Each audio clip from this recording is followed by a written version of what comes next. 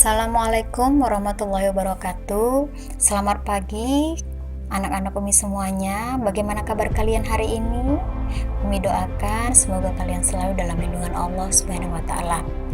Pada hari ini Umi akan membawakan materi tentang cerita fiksi. Nah, selanjutnya Umi akan menampilkan sebuah video tentang cerita fiksi. Sebelum kita menonton video tersebut, marilah sama-sama kita memulai pembelajaran ini dengan mengucapkan basmalah. Bismillahirrahmanirrahim. Batu menangis. Pada zaman dahulu kala, hiduplah seorang ibu dengan anak perempuannya yang bernama Darmi. Ayah Darmi sudah meninggal saat Darmi masih kecil. Dahulu mereka hidup berkecukupan. Namun setelah ayahnya meninggal, ibu Darmi harus bekerja keras di ladang demi hidup mereka. Karena setiap hari bekerja di ladang, kulit ibu Darmi jadi kian gelap. Berat tubuhnya juga menyusut. Semua dilakukannya demi Darmi, putri satu-satunya. Namun apa yang dilakukan Darmi?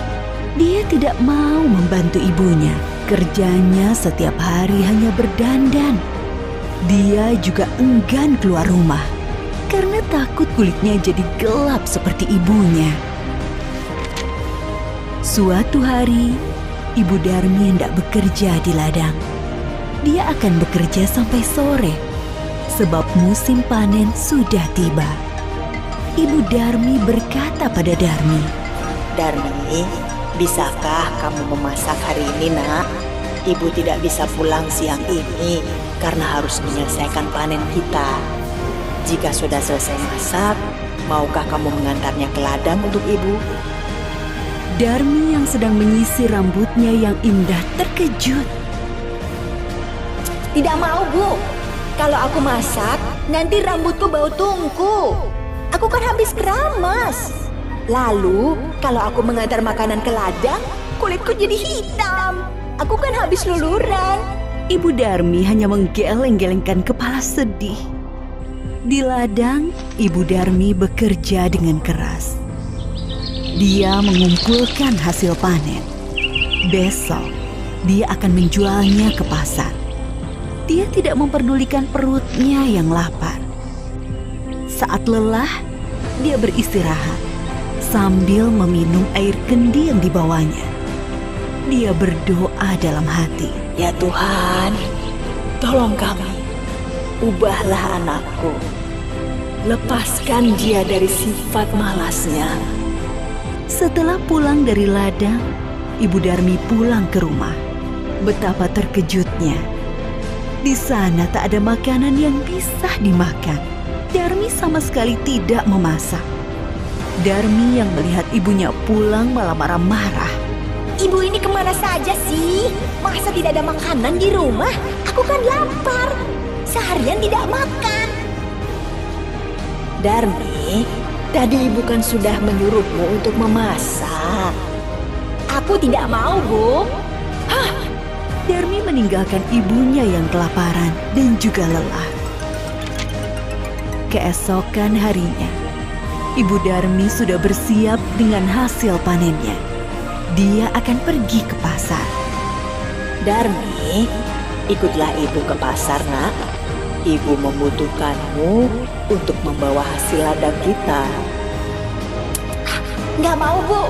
Nanti kulitku kotor. Apalagi pasar kan becek.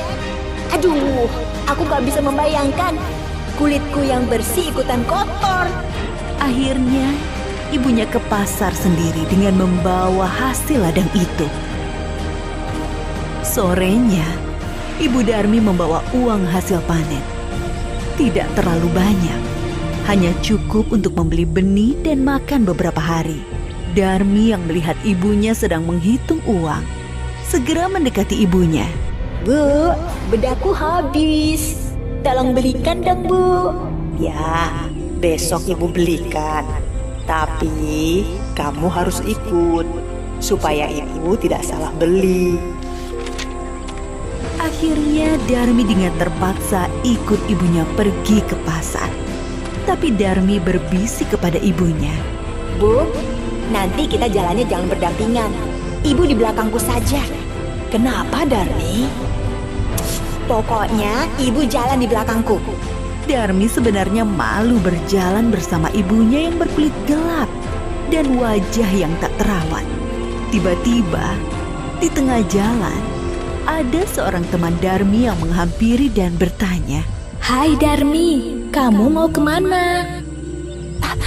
Aku mau ke pasar. Teman Darmi melihat ibu Darmi dengan pandangan bertanya. Dia siapa Darmi? Ibumu ya?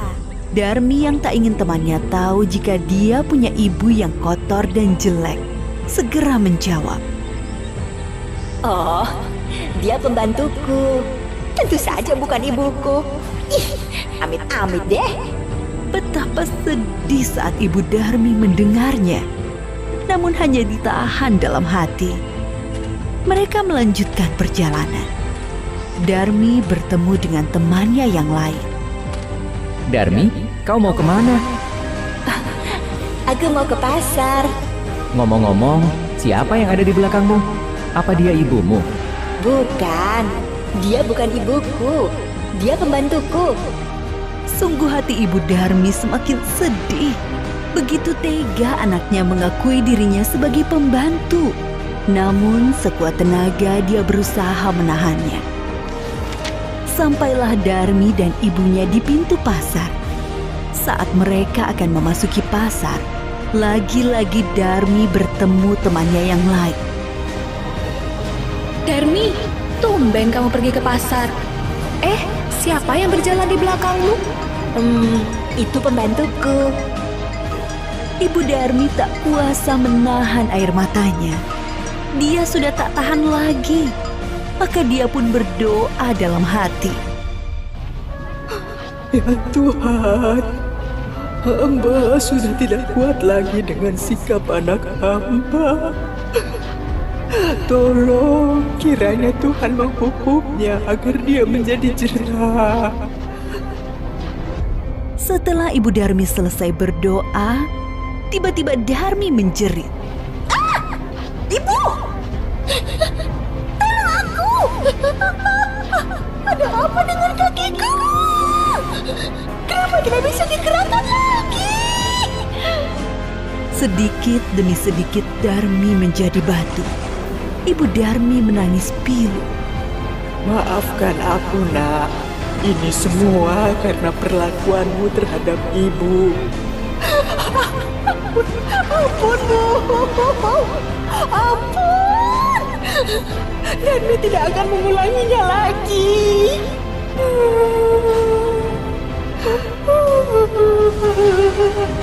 Darmi merintih sambil menangis meminta ampunan ibunya.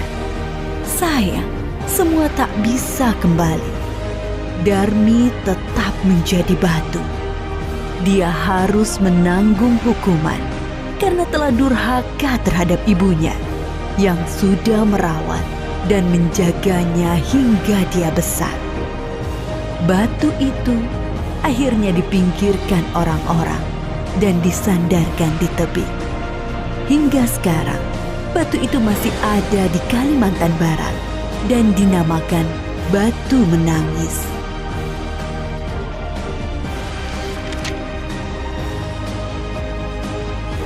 Kalian sudah menyaksikan video cerita fiksi. Nah, sekarang Yuni dan Umi akan memberikan tugas kepada kalian. Nah, dari cerita fiksi yang telah kalian tonton tadi, Umi akan memberikan 5 pertanyaan. Pertama, bercerita tentang apakah cerita fiksi tersebut? Kedua, siapakah tokoh utama cerita fiksi tersebut. Ketiga, siapakah tokoh tambahan dalam cerita fiksi tersebut? Keempat, apakah tema dari cerita fiksi tersebut? Kelima, di manakah peristiwa dalam cerita fiksi tersebut? Baiklah anak-anak Umi, tugas tersebut dikerjakan di buku tulis bahasa Indonesia. Sudah? Demikian tadi materi hari ini. Tetap sehat, tetap semangat, dan tetap bahagia. Kita akhiri pembelajaran pada hari ini dengan lafaz hamdalah. Alhamdulillahirabbil alamin. Wabillahi taufik wa hidayah. Assalamualaikum warahmatullahi wabarakatuh.